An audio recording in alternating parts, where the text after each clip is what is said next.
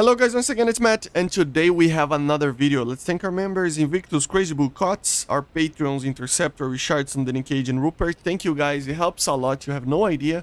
Thank you all my members, all my Patreons, Paypals, everybody. And let's get into it. Subscribe and let's get into it. So today we're going to kind of talk about a subject that it is kind of old, I know. Okay? It is at least 10 months old. But I think I never did a video on this, or if I did, it was a very minor video. And I wanted to go through again of some of the vehicles, especially aircraft in this video. If this video actually has a good reception, I will be doing one with other branches, so Army and the Navy as well. But today we're going to talk about some of the vehicles that were leaked or found in the files as aircraft. So there are many ones that were already added, and some of them that are very interesting and are probably going to be added very soon. Some of them, like the HUD, the ship, you know, for the UK, was actually leaked by this time ago, and eventually made it into the game. So probably every single or most of the aircraft that we see here are going to be added eventually at some point anyway. But yeah, let's get into it. As I said, it is kind of an old subject, so this is nothing new, but I just wanted to make a proper video on it, okay? So first of all, the USA, we have the F4M, that it is in the files for a very long time. And what is the F4M? So the F4M is basically the same aircraft as the F4N, okay? We have in the Israeli tech tree, the F4E early, then on brackets M. But that's not the M that we are going to talk about. The M that we're going to talk about, the Mike version, is the November version, the N version that the Israeli has as the N, you know. So he has the the J52P 408 engine, which is a little bit more strong, and it has the ability to carry TV guided bombs and Mavericks and stuff like that in the cockpit. So pretty cool. I don't think in real life he had the external, the extension of the tailpipe, but still very interesting. Even though it's kind of a copy paste, it should be added to the US tech tree. I mean, it's one of the main like early Cold War attackers for the US Navy. So there's no reason why not add more versions of it. So yeah, this is already leaked in the files, you know. Then we have the A20A, which is just an earlier version of an A20, so nothing major to talk about, with an earlier engine and stuff, similar to the G but with an earlier engine. We have the A6M or the AH6M, sorry, Little Bird. Obviously most people already know this aircraft, a very known aircraft. I mean, it was already found in the files for a while now. And yeah, it should be added at some point. I mean, there's no reason why not add it. I mean, yeah, we have in the Israeli helicopter tech tree, as you see here, as the MD-500 Hughes, right?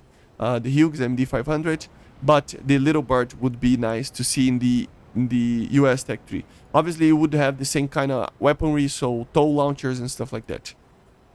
Then we have the AH-56A Cheyenne, which is kind of a prototype helicopter, a very interesting one. It was leaked on some of the there is a model inside the game already. I think it is even used in a map or something, as a like place like a how do I say this, like a model that is in the map, right?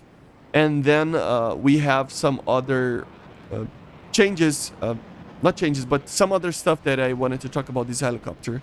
So it has basically the ability to use a nose turret with a grenade launcher or the miniguns, or even a 30mm gun in the belly, and 6 hardpoints. So it would carry tow launchers, FFA rockets, and stuff like that. So it is only, I mean, it's a 1967 helicopter, and it is fast for that time, but it is an old helicopter, so there's not much reason not to add it. I mean, it's a prototype, so it would probably be like a premium or something, but yeah, very interesting. So yeah, another thing, very interesting one, F-89J. So this is an F-89, the Scorpion, right? The same as the D variant, but converted to use the Air-to nuclear missile. So the Genie, I think it was the nickname. So this missile, it's kind of a controversial one. It's kind of an area of effect kind of weapon. So we would just launch, and I don't think it's guided, and it's just a rocket, and it's nuclear, and then you shoot it in the middle of the Russian bombers, and it would explode a minor nuclear bomb, and it would explode everything on the side. So very interesting. I don't know if they're going to ever add this, but if they did, it would be very, very cool. We have the YF2L1. It's basically a Navy P-59, so a prototype version for the Navy as the P-59. We have the P-35, basically a late 30s American aircraft. A very interesting one. Very different, even. And it is kind of like a Hawk kind of thing, but it's different. You know, it's a different aircraft. So, interesting one. We have the PBM-5 Mariner amphibious bomber. It is amphibious because the A variant, which is the variant that is in the files, has a retractable gear. So, just a flying boat, but it is amphibious. Pretty cool. For Germany, we have the BF-110C3, earlier C variant with the MG-FFM cannons. We have the H-145M, which is a very interesting one. It's an Airbus helicopter, very modern one. It has laser rockets like the new added Apache, the Greek Apache, right? And the CD, I think it's called on the Turkish helicopter, the 129. And very interesting helicopter, kind of a normal civilian helicopter, but it has some stuff that it's very fun. Obviously, the IA-58 Pucara, Argentinian turboprop aircraft, light attack aircraft, so bombs, rockets, guns, stuff like that. Very interesting. I thought it would be like a event vehicle, but it never materialized, so it is semi on the files. It's not really complete, but still. Then for the USSR, we have some lag variants, like 3 variants. We have the MDR-6, a flying boat, a reconnaissance bomber kind of thing. 1,000 kilograms of bombs and defense weapons. Pretty interesting one. Another version of IL-2. We have the DI-6 two-seater 30s kind of trainer light attack aircraft. We have the IL-20 prototype, which is meant to be replacing the IL-10, but never saw production, only one built. We have the I-215, which is a jet prototype built by Alexeyev Bureau. It is basically a Y-211 with the Delrent engines, 950 kilometers per hour max speed. Basically very early, like in 1947, something like that. So very interesting design, just a prototype. Tu-12, it was made to substitute the Tu-2. It is a jet engine, medium bomber, 2 engine, 1947. Used 2 Nene engines, same engine as the initial MiG-15, not the Beast variant. Has one 23mm offensive, and it has gunners as well, and 3,000 kilograms of payload. I don't know about these 3,000 kilograms of payload, but still interesting to see that. Then we have my favorite one of this list, the Yak-25, a very early Cold War interceptor. It could be fitted as the first in the line of the Soviet interceptors, as already did before the Yak-28P, before the Su-9, before the Su-15, before the MiG-25. This could be the first aircraft to be added there, or maybe even after the LA-200 or something like that. It has basically 2 RD-5 engines, or versions of the RD-9, which is the engine on the MiG-19, that doesn't have afterburner. So pretty interesting, 20 kilonewtons of power each. So it would be a very strong aircraft, 20 kilonewtons of power total. So very, very strong for that time, especially. Initially, it has the RP-1 radar, which is a very limited radar, but eventually it got the RP-6, which would be very similar and even a little bit better than the radar on the MiG-19P, the LIM-5, stuff like that. So yeah, it doesn't have missiles or anything like that. They tested in a version, but it is just 2 37mm cannons, 50 rounds each. Very fast, 1,100 kilometers per hour max, kinda. So yeah, this aircraft needs to be added. It's just a very cool early, like 50s, late 40s interceptor, right? Design interceptor. Then we have the Petlyakov VI-100 1938 dive bomber / heavy fighter / bomber for the Soviets. Only one built. We have the Kharkiv KH-AI-1, the Ha-AI-5. Jesus Christ.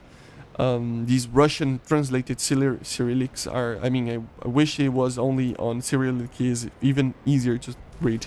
30s, a light bomber and reconnaissance aircraft. And then we have an Mi-4V from Czechoslovakia, normal Mi-4, but without the ATGMs as well. For the UK, we have a Swift F2 in the files, a normal Swift F1, but 4 Aidens instead of the 2, so pretty cool. We have the Shackleton MR Mark 1, earlier version of the Shackleton. We have the Spitfire Mark 7, a high altitude version, improved from the Mark 6, so pretty cool. Welking Mark 1, we have a late and a normal version. World War II heavy fighter kind of thing, pretty cool. Whirlwind Mark 2, supposedly it's the same as the Mark 1 that we already have in game, but with more bombs or something like that. It's hard to find information about it, but yeah. Then we have the Baltimore Mark 5, another light bomber. The Wessex Mark 5, a British H-34 helicopter, very cool, Sikorsky one. And then we go for France. For France, we have basically 5 H-75, so we have the A3 version, another French version. So yeah, the H-75A5, a Chinese build version that was actually sold for India. Then we have the H-75A6 from Norway, but sold for Finland later, so these might be added for the Swedish tech tree. Then we have the H-75A7, a Netherlands East Indies version. Not version, but like they were using these aircraft, right? Then we have the H-75N, which is a Thailandese version. So yeah, pretty interesting. Then we have the SNCAO 200, or even called the, I think it's like CAC 200 or something like that. Late 30s aircraft, one built, kind of a fighter kind of thing, so pretty different. Very similar to like the, what's it called? The MB. It's not the MB, is it? Let me check. It's the MS 405 or something like that. It looks like that, something like that. Another Baltimore Mark 5 for the French. And then the MB-151, basically an earlier version of the MB-150 series of aircraft. So we have the 152, for example. It's just an earlier version of that. Okay. Then for Italy, we have Baltimore Mark 5 as well, which is interesting. Then we have the H8K1 and the H8K4 for Japan. Just different versions of the H8K. Doesn't change too much. Then the KI or Ki 45 Ko-Tei, probably a night fighter version with the Schlager Musik of the Ki 45. I don't know if this is actually added. I couldn't find in any place, but still.